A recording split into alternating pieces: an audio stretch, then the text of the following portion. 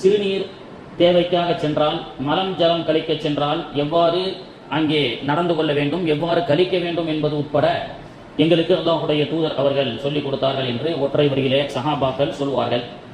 இஸ்லாமியர்களிலேயே சிறந்தவர்கள் யார், முஸ்லிம்களில் சிறந்தவர்கள் யார், தொப்பி போட்டு ஜுப்பா, பெரிய ஜுப்பா போட்டு தலப்பா கெட்டிருப்பவர்கள் எல்லாம் சிறந்தவர்களா? அப்படி நபிகள் நாயகம் சொல்லியிருக்கிறார்களா? இஸ்லாமியர்கள் சிறந்தவர்கள் பெரிய ஜுப்பா போட்டு தலப்பாவை கட்டிக்கொண்டு இருக்கக்கூடியவர்கள் எல்லாம் சிறந்தவர்கள், அப்படி சொல்லப்படவில்லை. மாறாக இஸ்லாமியர்களிலேயே சிறந்தவர்கள் என்று சொன்னால் அல்லாஹ்வுடைய தூதர் அவர்கள் சொன்னார்கள், அல் முஸ்லிமு, முஸ்லிம் என்பவர் யார் என்று சொன்னால், மன் சலிமல் முஸ்லிமூன பில் லிசானிஹி வ யதிஹி, தன்னுடைய நாவால் கரத்தால் அடுத்தவர்களுக்கு துன்பம் கொடுக்காதவர் தான் இஸ்லாமியர்களில் சிறந்தவர்கள், அவர்கள் தான் இஸ்லாமியர்கள் என்று நமக்கு சொல்லிக் கொடுப்பார்கள். நாவாலும் கரத்தாலும் பிறருக்கு தொந்தரவு கொடுக்கக்கூடாது என்று பெருமானார் அவர்கள் நமக்கு கற்றுக் கொடுத்தார்கள். உதாரணமாக தொழுகைக்கு வரும் பொழுது பச்சை வெங்காயத்தை சாப்பிட்டு விட்டு வராதீர்கள். ஏனென்றால் பச்சை வெங்காயத்தை நீங்கள் அப்படியே சாப்பிட்டு விட்டு பல் துலக்காமல் பள்ளிக்குள் வந்தால் உங்கள் வாயிலிருந்து வரக்கூடிய துர்வாடை உங்களுக்கு பக்கத்தில் இருக்கக்கூடிய சகோதரருடைய முக சுளிப்புக்கு அது காரணமாக அமையும் என்று பெருமானார் அவர்கள் நமக்கு சொல்லிக் கொடுப்பதன் மூலமாக இஸ்லாம் பிறருடைய முக சுளிப்புக்கு கூட காரணமாக ஒரு இஸ்லாமியன் இருக்கக்கூடாது என்பதை வழிகாட்டுதலாக பெருமானார் அவர்கள் நமக்கு சொல்லிக் கொடுத்தார்கள். அப்படி இஸ்லாமிய சாந்தியும் சமாதானமும் உள்ள இந்த சிறப்பான மார்க்கத்தை உலகமெங்கும் இஸ்லாமிய மதம் என்பது ஒரு பயங்கரவாதம் என்றும் தீவிரவாதம் என்றும் சொல்லப்பட்டு கொண்டிருக்கின்றது. குறிப்பாக சுதந்திர இந்தியாவிலே வரலாற்றை, பொய்யான வரலாற்றை சொல்லி இஸ்லாமியர்கள் மீதும் இஸ்லாமியர்கள் ஆண்ட அரசர்கள் மீதும் பல அவதூறு வரலாறுகளை சொல்லி வந்தது மட்டுமல்லாமல் இன்றைய காலகட்டத்தில் பாட புத்தகத்திலேயே சிறு பிள்ளைகளுடைய உள்ளத்தில் நஞ்சை கலப்பதை போன்று முகலாய மன்னர்களை பற்றி அவர்கள் திருடர்கள், அவர் கொலை செய்யக்கூடியவர்கள், அவர்கள் தீவிரவாதிகள் என்றெல்லாம் இன்னைக்கு பாட புத்தகத்துல வருங்கால இளைய சமூகத்திற்கு மத்தியிலே மத துவேஷ பரப்புரையை இன்னைக்கு இருக்கக்கூடிய ஒன்றிய அரசு செய்து வந்து கொண்டிருக்கின்றது. ஒரு தீய சக்தி உலகமெங்கும் செய்து வந்து கொண்டிருக்கின்றது. அப்படி இன்னைக்கு இஸ்லாமிய மன்னர்கள், பொதுவாக இந்தியாவுடைய 1000 ஆண்டுகளுடைய வரலாறை நாம் எடுத்து பார்த்தால் 800 ஆண்டுகள் இஸ்லாமியர்கள் இந்த இந்திய தேசத்தை ஆண்டிருக்கின்றார்கள். 200 ஆண்டுகள் பிரிட்டிஷ் இந்த நாட்டை அடிமைப்படுத்தி வைத்திருந்தார்கள். இந்த வரலாறு ஒரு 1000 வருஷத்துடைய வரலாறு நம்ம ஷார்ட்டா சொல்லி பார்த்தா 800 வருஷம் இஸ்லாமியர்கள் இந்த இந்திய தேசத்தை ஆண்டார்கள், ஆட்சி செய்தார்கள், ஆட்சி புரிந்தார்கள். மக்களுக்கு நல்லாட்சி கொடுத்த காரணத்தினால்தான் 800 ஆண்டுகள் வரலாற்றினுடைய அரசர்களாக இஸ்லாமிய அரசாட்சி பதிவு செய்யப்படுகிறது இந்திய வரலாற்றிலே. அதில் 200 ஆண்டுகள் ஆங்கிலேயர்கள் பிரிட்டிஷ்களுடைய ஆதிக்கம் ஏற்பட்டு 200 ஆண்டுகள் அடிமைப்படுத்தி வைத்திருந்தார்கள். 800 ஆண்டுகள் இஸ்லாமியர்கள் ஆட்சி புரிந்தார்கள், 200 ஆண்டுகள் பிரிட்டிஷ்கள் அடிமைப்படுத்தி வைத்திருந்தார்கள் என்பதை கொண்டு 200 ஆண்டுகள் பிரிட்டிஷ்கள் அடிமைப்படுத்தி வைத்த கொடுமைகளை எல்லாம் இன்னைக்கு சமூகத்தில் சொல்லாமல் 800 ஆண்டுகள் மீதமான சிறப்பான ஆட்சியை, இந்த அகண்ட பாரதத்தை, இந்த இந்திய தேசத்தை ஒரு சிறப்பான முறையிலே கட்டமைக்கப்பட்ட அற்புதமான நல்ல அரசர்களை பற்றி, முகலாயருடைய மன்னர்களை பற்றி எல்லாம் அவதூறுகளை இன்னைக்கு பரப்புவது மட்டுமல்லாமல் பள்ளிக்கூட பாட புத்தகத்திலேயே இன்னைக்கு சொல்லப்பட்டிருக்கிறது. அதன் அடிப்படையில் சிபிஎஸ்இ 8ஆம் கிளாஸ் பாடத்திட்டத்தில் ஒரு வரலாற்றை பிள்ளைகளுக்கு சொல்லிக் கொடுக்கிறார்கள். கிபி 1026 ஆப்கானிஸ்தானிலிருந்து முகமது கோரி குஜராத்துக்கு படையெடுத்து வந்தார். பிள்ளைகளுக்கு பாடத்திட்டத்திலே 8ஆம் வகுப்பு 7ஆம் வகுப்பு சிபிஎஸ்இ பாடத்திட்டத்திலே கொடுக்கப்பட்ட சப்ஜெக்ட் பிள்ளைகள் படிக்கிறாங்க. கிபி 1026 ஆப்கானிஸ்தானிலிருந்து முகமது கோரி குஜராத்துக்கு படையெடுத்து வந்தார். அங்கே இருக்கக்கூடிய பிரம்மாண்டமான சிவன் கோவிலை தாக்குகிறார். தாக்கி அந்த சிவன் கோவிலை முகமது கோரி இடித்து தரைமட்டமாக்குகிறார். அந்த கோவிலில் இருக்கக்கூடிய 300 கிலோவுக்கும் மேற்பட்ட தங்கத்தை அவர்கள் திருடுகிறார்கள், சூறையாடுகிறார்கள். அந்த கோவிலில் இருக்கக்கூடிய ரத்தினங்களை எல்லாம் அவர்கள் திருடுகிறார்கள். அந்த கோவிலை சுற்றியுள்ள யாத்ரீகர்களை 10,000 பேரை கொலை செய்தார்கள். யாரு? இஸ்லாமியர்கள். ஆப்கானிஸ்தானிலிருந்து முகமது கோரி என்பவர் சிவன் கோவில் குஜராத்துக்கு படையெடுத்து 300 கிலோவுக்கும் மேற்பட்ட தங்கத்தை திருடினார், சூறையாடினார். அங்கே வந்திருக்கக்கூடிய யாத்ரீகர்களை, இந்து மக்களை 10,000 பேரை கொலை செய்தார்கள் என்று 8ஆம் வகுப்பு பாடத்திட்டத்திலே இன்று பதிவு செய்யப்பட்டு பிள்ளைகள் எல்லாம் படித்துக் கொண்டிருக்கின்றார்கள். இப்படி பள்ளிக்கூடத்திலே பிள்ளைகள் இஸ்லாமியர்கள் இது போன்ற ஒரு செயல்களை செய்தார்கள் என்று பொய் புரட்டை அந்த பிள்ளைகளுடைய உள்ளத்தில் நஞ்சை கற்றுக் கொடுத்தால், இந்து, முஸ்லிம், கிறிஸ்டின் என்று ஜாதி மத பேதமில்லாமல் படிக்கக்கூடிய பிள்ளைகளுக்கு மத்தியிலே பள்ளிக்கூடத்திலேயே கலவரத்தை உருவாக்கக்கூடிய ஒரு திட்டத்தை செய்து கொண்டிருக்கின்றார்கள். இதுவெல்லாம் ஆக பொய் புரட்டான வரலாறு என்பதை அந்த பிள்ளைகளுக்கு சொல்லிக் கொடுத்து உண்மையான வரலாற்றை சொல்லிக் கொடுக்கக்கூடிய ஒரு முக்கியமான காலகட்டத்திலே நாம் இருந்து வருகிறோம். எனவே தான் ஆகஸ்ட் 15 அடுத்த வாரம் சுதந்திரம் தினம், 15வது ஆகஸ்ட் 15 சுதந்திர தினம். நம்முடைய பாரத நாட்டு பிரதமர் கூட மக்களுக்கு ஒரு அறிக்கை இருக்கிறாரு. நான் हम சுதந்திரம், அதாவது அந்த इंडिपेंडेंस डे हम बात करने के लिए क्या बात करना, आप लोग मेरे को बोलो, हम अभी बात करता है அப்படின்றார். ஆகஸ்ட் 15ல நான் பேச போறேன். செங்கோட்டையில தலப்பா கட்டிட்டு, பச்சை கலர் சிவப்பு கலர் அல்லது இந்த காவி கலர் தலப்பாவை கட்டிட்டு பெரிய ட்ரெஸ் எல்லாம் 15 லட்சம் மதிப்புள்ள ட்ரெஸ் எல்லாம் போட்டு வந்து செங்கோட்டையில் மிகப்பெரிய ஒரு சிங்கம் முழங்க போகிறது சுதந்திரம் தினத்தன்று 15 அன்னைக்கு. இத்தனை வருஷம் அவர் பேசிட்டே இருந்தார். இந்த வருஷம் என்ன சொல்லியிருக்கிறாருன்னு கேட்டா, आप लोग हमको बोलो हम क्या बात करना है, நீங்க எனக்கு சொல்லுங்க நான் என்ன பேசணும் அப்படின்றத உங்களிடத்திலிருந்து கருத்துக்களை வரவேற்கிறேன் அப்படின்னு கேட்டதுனால சரி ஒரு வாரத்துக்கு முன்னாடி நம்ம சப்ஜெக்டை பேசுவோம். இதுல இருந்து ஏதேனும் ஒரு கருத்துக்களை அவர் பேசினால் மனசுக்கு ரொம்ப சந்தோஷமாக இருக்கும் என்ற அடிப்படையில் இந்த வார தலைப்பு இஸ்லாமியர்கள் சுதந்திரத்துக்காக கொடுக்கப்பட்ட பங்களிப்பும் இன்றைய காவிகளின் கொந்தளிப்பும் அப்படின்ற தலைப்பு. அப்போ பிஞ்சு உள்ளங்கள்ல கூட இன்னைக்கு இஸ்லாமிய வரலாற்றை மாற்றி திரித்து அக்பர் பல கொலைகளை செய்தார், அவுரங்கசீப் ரஹ்மத்துல்லாஹி அலைஹி அவர் ஒரு பெரிய கொடூரர் என்றெல்லாம் சொல்லப்பட்டுக் கொண்டிருக்கின்றது. இப்படியாக 800 ஆண்டுகள் இஸ்லாமியர்கள் இந்த இந்திய தேசத்தை ஆண்டார்கள். 200 ஆண்டுகள் பிரிட்டிஷினுடைய ஆதிக்கத்தின் கீழ் அடிமைப்படுத்தப்பட்டு இந்த இந்தியா இருந்தது. அந்த 1000 ஆண்டுகளில் இல்லாத மத கலவரங்களும் மத பாகுபாடும் இஸ்லாமியன் இந்துக்கள் என்ற இந்த மத ரீதியான சண்டைகள் இல்லாத அந்த வரலாற்றிலே இன்று இருக்கக்கூடிய சில பொய் புரட்டு வரலாறுகளால் திரிக்கப்பட்டு மக்களுக்கு மத்தியிலே பொய்யான பிரச்சாரங்கள் செய்யப்பட்டு சில காவி கும்பல்களால் குண்டர்களை ஏவப்பட்டு இஸ்லாமியர்களை தாக்கி பள்ளிவாசல்களை தாக்குவதும் எல்லா பள்ளிவாசல்களை டார்கெட் வைத்து அதை இடிக்க வேண்டும் என்ற திட்டத்தோடு இன்னைக்கு இருந்து கொண்டிருக்கின்றார்கள்.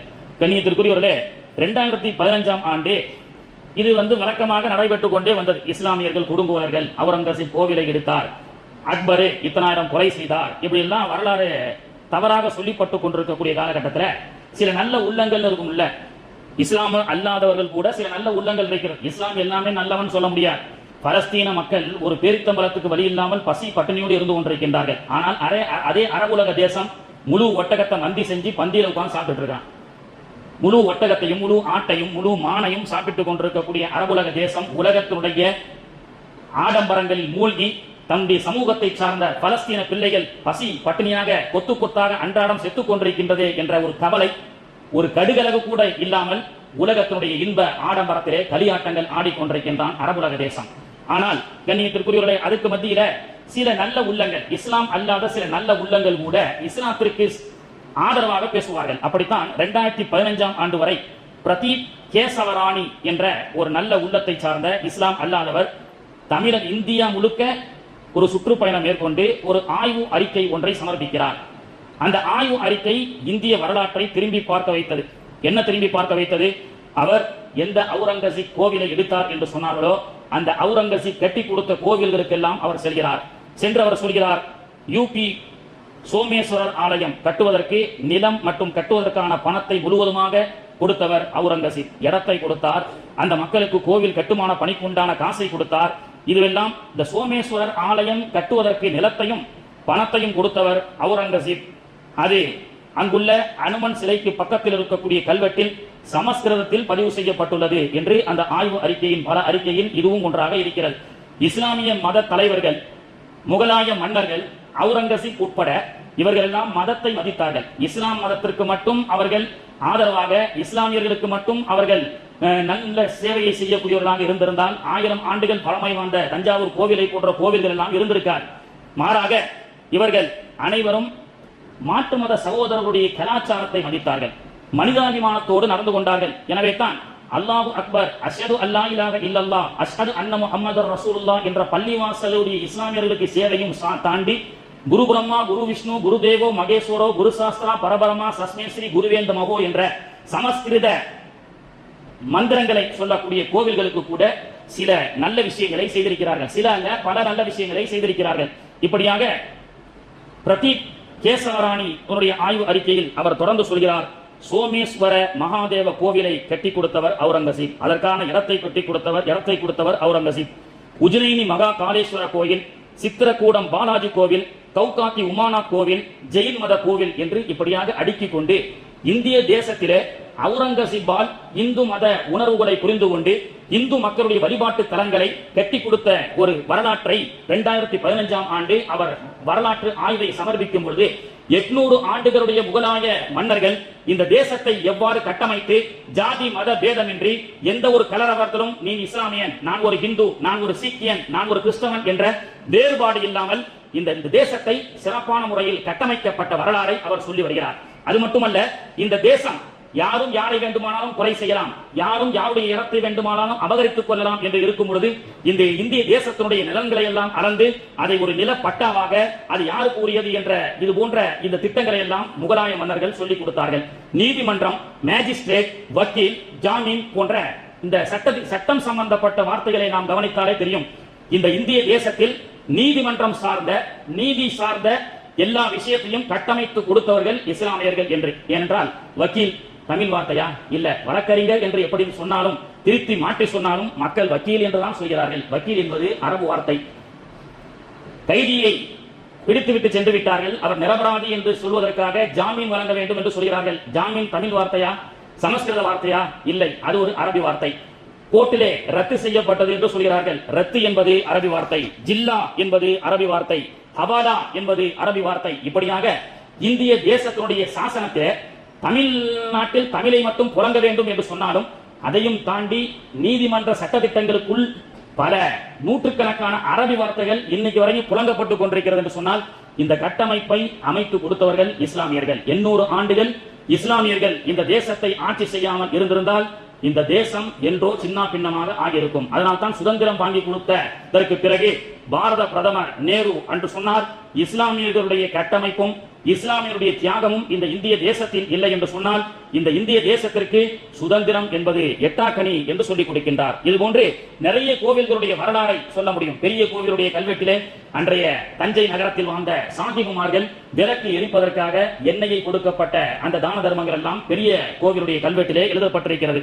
சென்னையின் தலைநகரம் மயிலாப்பூர் கபாலீஸ்வரர் கோவில் 2080 ஸ்கொயர் ஃபீட் சதுரடியிலே மிகப்பெரிய ஒரு குளம் இருக்கிறது. மயிலாப்பூருக்கு போனவருக்கு தெரியும். அங்க மயிலாப்பூர் கோவில் கபாலீஸ்வரர் கோவிலுக்கு சொந்தமான ஒரு தெப்பை குளம். சென்னை மாநகரத்தில் இன்னைக்கு இருக்கக்கூடிய ஒரு ஸ்கொயர் ஃபீட் விலையின் அளவு எவ்வளவு, அதுவும் மயிலாப்பூர் எவ்வளவு ஹார்ட் ஆஃப் தி சிட்டி நமக்கு தெரியும். அப்படிப்பட்ட அந்த மயிலாப்பூர் ஹார்ட் ஆஃப் சிட்டியில 2080 சதுரடி மட்டும் தெப்பை குளம் அமைக்கப்பட்டிருக்கிறது. இந்த 2080 சதுரடியில் தெப்பை குளம் அமைப்பதற்கு தலைநகர் சென்னையில மயிலாப்பூரிலே அமைக்க வேண்டும் என்று அன்றைய ஆர்காட் நவாபிடத்திலே இந்து மக்கள் கோரிக்கை வைக்கப்பட்ட பொழுது 2080 சதுர நிலத்தையும் அந்த கோவிலுக்காக கொடுத்து அந்த தெப்ப குளத்தை அவர்கள் நிறுவியதற்கு பிறகு அதை திறந்து வைத்தவர் ஆற்காடு நவாப். இன்று வரை அந்த தெப்பை குளம் வருஷம் வருஷம் திருவிழா நடக்கும் பொழுது அந்த ஆற்காடு நவாபுடைய பரம்பரை திருவல்லிக்கேணியில் இருக்கிறார்களே, அந்த அவர்கள் தான் வந்து அந்த தெப்ப குளத்தினுடைய அந்த திருவிழாவினுடைய ஆரம்பத்திற்கு அவர்கள் வந்ததற்கு பிறகுதான் அந்த திருவிழாவே ஆரம்பமாகும் என்பதே அதற்கு சாட்சி. இன்று வரை அப்படி ஒரு அமைப்பு இருக்கிறது. இப்படியாக இந்து மக்களுடைய உணர்வுகளை புரிந்து கொண்டு அவர்களுடைய கலாச்சாரத்தில் தலையிடாமல் அவர்களை நீ இஸ்லாத்துக்கு வந்துவிடு என்று மிரட்டாமல் இருந்த காரணத்தினால் தான் 800 ஆண்டுகள் இந்த இந்திய தேசத்தில் இஸ்லாமிய மன்னர்களால் ஆட்சி செய்ய முடிந்தது. மத ரீதியான பிரச்சனை எப்பொழுது வருமோ அந்த தேசம் மிகப்பெரிய அகல பாதாள நஷ்டத்துக்கு ஏற்படும். வடகொரியாவில் பாத்தீங்கன்னா ஒரு வித்தியாசமான டாக்ஸ் போட்டிருக்கான் சமயத்துல. வடகொரியாவில் நீங்க கேட்டீங்கன்னா முகம் சொல்லிட்டீங்க, பள்ளிவாசல் அப்படி சொல்ல முடியுமா அப்படின்னு தெரியல. அதாவது வடகொரியா மக்களுக்கு ஒரு டாக்ஸ் என்னன்னு சொன்னா, டெய்லி நீங்க ஒவ்வொரு அந்த வடகொரியாவுடைய சிட்டிசனும் அவன் கழிக்கக்கூடிய மரத்துல இருந்து 200 கிராம் கவர்மெண்ட்டுக்கு கொடுத்தான் கழிக்கக்கூடிய மரத்தை. இது வடகொரியா மக்களுக்கு தற்சமயத்தில் போடப்பட்ட ஒரு டாக்ஸுங்க. ஏன் தெரியுமா? வடகொரியாவில் வாழக்கூடிய 5% புத்த மத மக்கள் வாழ்கிறார்கள். அந்த 5% வாழக்கூடிய புத்த மத மக்களுக்கு நிறைய தொந்தரவு கொடுத்தார்கள் வடகொரியா.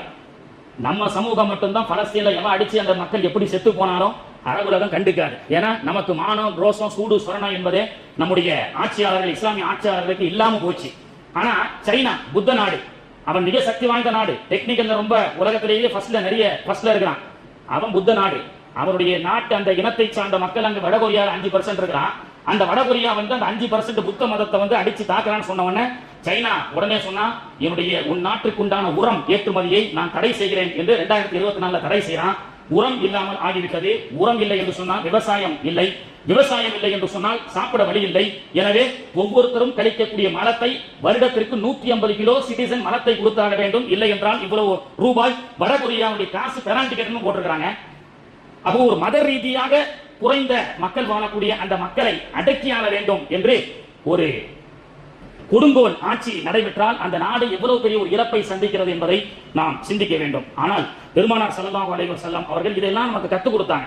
எப்படி ஆட்சி செய்யணும், பிறருடைய மத உணர்வுகளை எப்படி புரிந்து கொள்ள வேண்டும் என்பதையெல்லாம் பெருமானார் அவர்கள் நமக்கு கற்றுக் கொடுக்கிறார்கள். மதீனாவிலே நஜ்ரானில் இருந்து ஒரு கிறிஸ்தவ கூட்டம் வருகிறது. பெருமானார் ஸல்லல்லாஹு அலைஹி வஸல்லம் உடைய காலத்துல ரசூலுல்லாஹ் பார்க்கிறதுக்கு நஜ்ரானில் இருந்து வந்த கிறிஸ்தவ கூட்டம் ஒரு குழு பெருமானாரோடு சந்தித்து அவர்கள் தங்கியிருந்த நாளிலே ஒரு நாள் ஞாயிற்றுக்கிழமை மதீனாவிலே அந்த நஜ்ரான் கிறிஸ்தவர்கள் எல்லாம் வரும்பொழுது ஞாயிற்றுக்கிழமை கிறிஸ்தவர்கள் ஜெபம் செய்ய வேண்டும். நபிகள் நாயகத்திலே கோரிக்கை வைக்கிறார்கள், அல்லாஹ்வுடைய தூதரே, நாங்கள் சண்டே பிரேயர் செய்யணும், ஜெபம் செய்யணும்.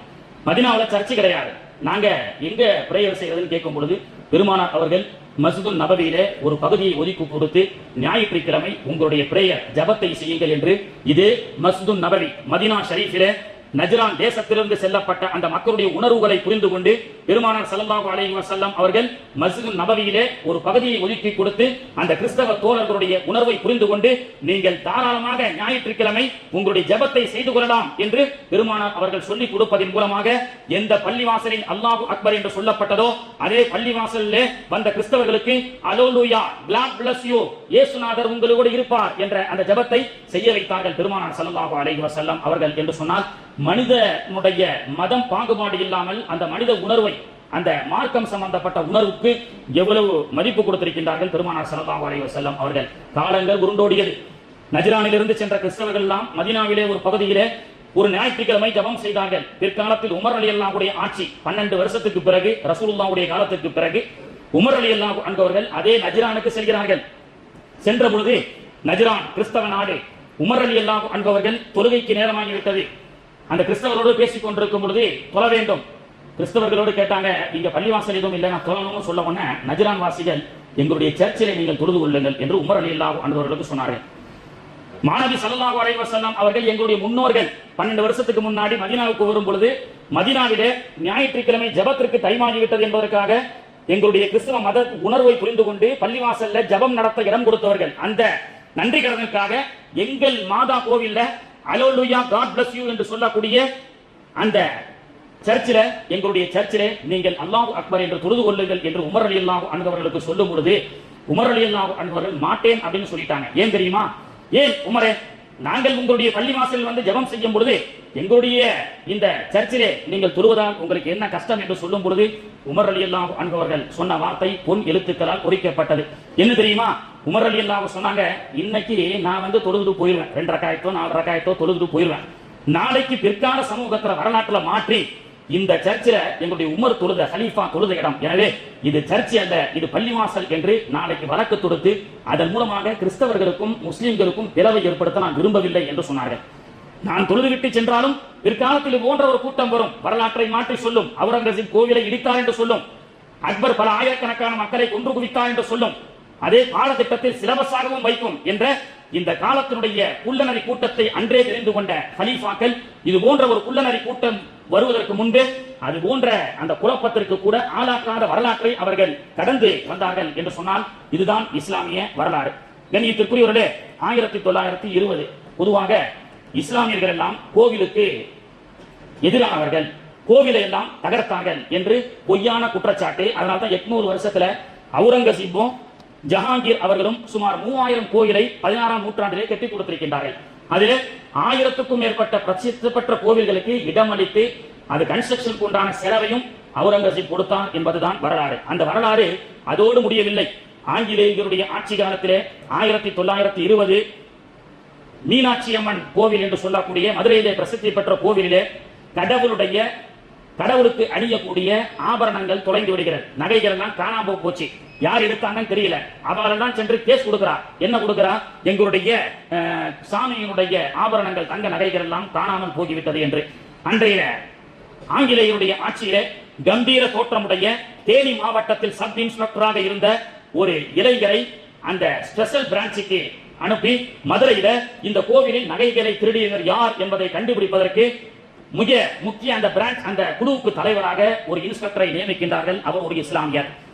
அப்பொழுது மதுரையில் இருந்த சில இந்து மக்கள் சொன்னார்கள், கோவில் நகை திருடப்பட்டதற்கு இஸ்லாமிய இன்ஸ்பெக்டரை நியமிக்கின்ற அரசை எதிர்த்தார்கள். ஆனால் அந்த அவர் மீது இருந்த நம்பிக்கை, அவர் சொன்னார், ஒரு மாதம் மட்டும் எனக்கு கொடுங்கள், அந்த கோவிலில் காணாமல் போன நகைக்கு திருடப்பட்டவர்கள் யார் என்று குற்றத்தின் முன்னே அவர்களை நிறுத்துகின்றேன் என்று ஒரு மாதத்துக்குள் அந்த குற்றம் செய்யப்பட்ட திருடிய அனைத்து திருடர்களையும் அவரை எல்லாத்தையும் குற்றத்துக்கு முன்னாடி நிக்க வைத்தார். அவர் யார்? கம்பம் பீர் முகமது பாவலர் என்று சொல்லக்கூடிய கம்பத் உத்தமபாளையத்தில் பிரசித்தி பெற்ற கம்பம் பீர் முகமது பாவலர் அவர்தான் அந்த போலீஸ்காரர் என்ற வரலாறு. கண்ணியத்திற்குரியவர்களே, இறை மகா முகலாய மன்னர்களையும் தாண்டி இறைநேசர்கள் என்று சொல்லக்கூடிய தக்கரை பீர் முகமது அப்பாவாக இருக்கட்டும், கம்பம் பீர் முகமது பாவலராக இருக்கட்டும், இவர்கள் எல்லாம் இந்த தமிழுக்காக இந்த தேசத்திற்காக செய்த தியாகங்கள் 1 2 அல்ல. அப்படி 1920 கம்பம் பீர் முகமது பாவலர் மீனாட்சி அம்மன் கோவிலில் திருடப்பட்ட அத்தனை நகைகளையும் கண்டுபிடித்து அந்த திருடர்களை எல்லாம் குற்றவாளி கூண்டிலே ஏற்றி சாதனை படைத்தார். அந்த தொண்டு இஸ்லாமியர்கள் கோவில்களுக்காக மத ஜாதி மத பேதமின்றி எல்லோருக்கும் இன்று வரை எல்லா மக்களுக்கும் உதவி செய்யக்கூடிய நல்ல மனப்பான்மை அன்று முகலாய மன்னர்களோடு நிற்கவில்லை. 1920 பிரிட்டிஷுடைய ஆட்சியோடு நிற்கப்படவில்லை. இன்றும் தாராபுரத்திற்கு சென்றால் ஒரு போர்டு போட்டப்பட்டிருக்கும், ஒன்றே குலம் ஒருவனே தேவன் என்று. அங்கே அந்த போர்டு போட்டப்பட்ட அந்த வழியிலே ஒரு பிளக் பாயிண்ட் 65 பிளக் பாயிண்ட்கள் வைக்கப்பட்டிருக்கிறது. தாராபுரத்திற்கு சென்றால் இன்னைக்கும் நீங்கள் பார்க்கலாம். யார் இந்த தாராபுரத்திலே ஒரு குடிசை ஒரு ஓய்வு கூடத்தை போன்று ஒன்று கட்டி அதுல 65 பிளக் பாயிண்ட வைத்திருப்பது யார்? அவர்தான் அன்வர் பாய் என்று சொல்லக்கூடிய ஒரு பாய் வியாபாரம் செய்யக்கூடியவர். இன்றும் நீங்கள் சென்று பார்க்கலாம். அவரும் அன்வர் பாய் தான். அவர் செய்யக்கூடிய வியாபாரமும் பாய் தான். அன்வர் பாய் பாய் வியாபாரம் செய்யக்கூடிய அன்வர் பாய் தாராபுரத்துல ஒரு குடிசையை அமைத்து வழிபோக்கர்களுக்காக தங்குவதற்கு ஒரு இடத்தை கட்டி அதிலே 65 பிளக் பாயிண்ட்கள் போடப்பட்டு அந்த போர்டிலே ஒன்றே குலம் ஒருவனே தேவன் என்ற வசனம் எழுதப்பட்டிருக்கிறது. எதற்காக அது போடப்பட்டது? இன்று முருகனை வைத்து தமிழகத்தில் அரசியல் செய்யக்கூடிய காவிகள், ராமரை வைத்து அயோத்தியில் அரசியல் செய்யக்கூடிய காவிகளுக்கெல்லாம் இது ஒரு சவுக்கடியாகத்தான் இருக்க முடியும்.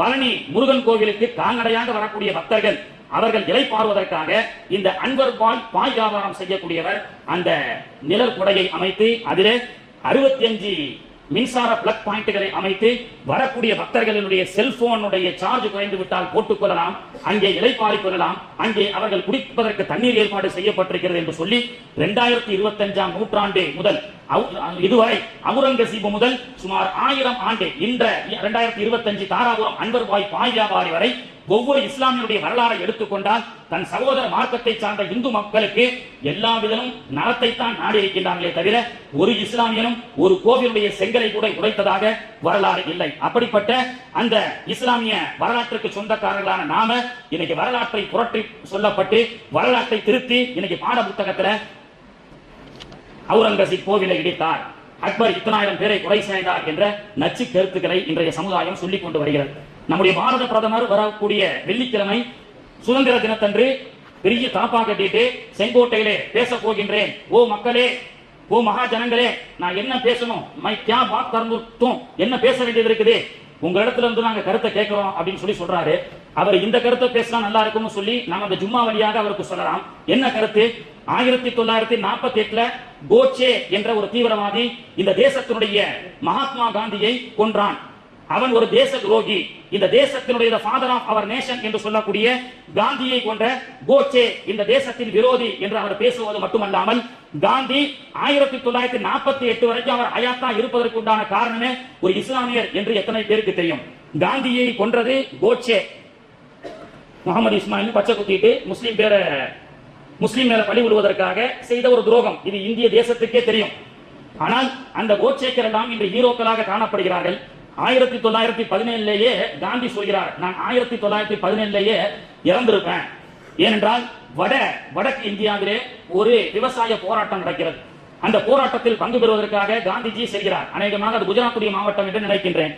அந்த போராட்டத்திற்கு செல்லும் பொழுது ஆங்கிலேயரின் பேச்சுவார்த்தைக்காக காந்திஜியை அழைத்த பொழுது அவர்கள் குடிக்க இருந்த அந்த பானத்திலும் உணவிலும் விஷத்தை கலந்து வைக்கப்பட்டிருந்தது. காந்திஜி மட்டும் 1917 அந்த விஷத்தை குடிச்சிருந்தார் சொன்னா அவர் தேச தந்தை என்ற வரலாற்றிலே இல்லாமல் போயிருப்பார். அவர் சுதந்திர போராட்டத்திலேயே இல்லாமல் போயிருப்பார். காந்திஜியே சொல்றார், 1917 விஷம் வைத்து ஆங்கிலேயன் அவருக்கு உணவையும் பானத்தையும் வைக்கப்பட்டிருக்கிறது. அங்கே சிப்பாயாக இருந்த ஒரு இஸ்லாமிய பதக் மியான் என்று சொல்லக்கூடிய ஒரு இஸ்லாமியர், அவர் காந்திஜி சாப்பிட முற்பட்ட பொழுது காந்தியுடைய கைகளை தட்டிவிட்டு, காந்திஜி அவர்களே இதை சாப்பிடாதீர்கள், இதில் விஷம் கலக்கப்பட்டிருக்கிறது என்று காந்திஜியை காப்பாற்றியவர் பதக் மியான் என்ற ஒரு இஸ்லாமியர். இந்த வரலாற்றை செங்கோட்டையில் நம்முடைய பாரத பிரதமர் பேசினால் நன்றாக இருக்கும். எப்படி பேச வேண்டும்?